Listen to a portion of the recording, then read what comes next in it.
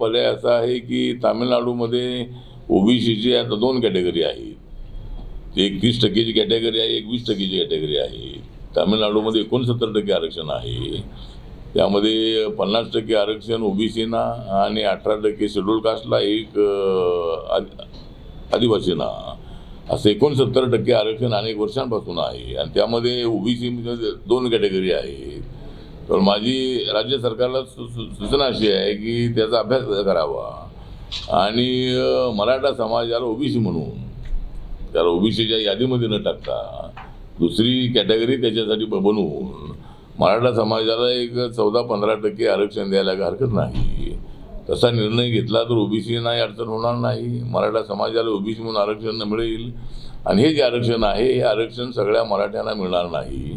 ज्याचं उत्पादन 8 लाखाच्या आतमध्ये आहे, क्रिमी लेअरची पद्धत लागूनच ते आरक्षण मिळणार आहे.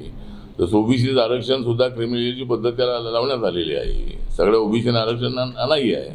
ज्याचं उत्पादन 8 लाखाच्या आतमध्ये आहे अशाच कुटुंबाला त्याचा फायदा होतो शिक्षणामध्ये आणि नोकरीमध्ये.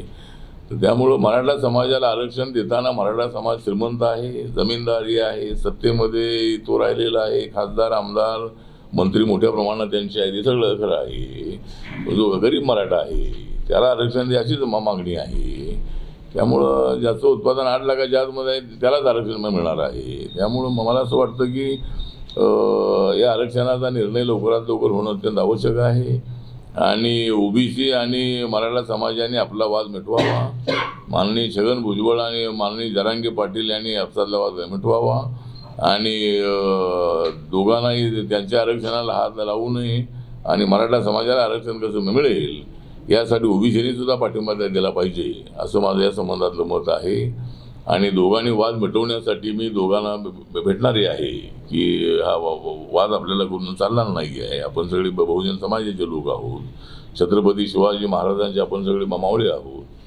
फुले शाहू आंबेडकरांच्या विचाराचे आम्ही सगळे पाईक आहोत. त्यामुळे आपण हा वाद करणं योग्य नाही. पण मराठा समाजाला आरक्षण मिळालं पाहिजे ही आमची भूमिका आहे.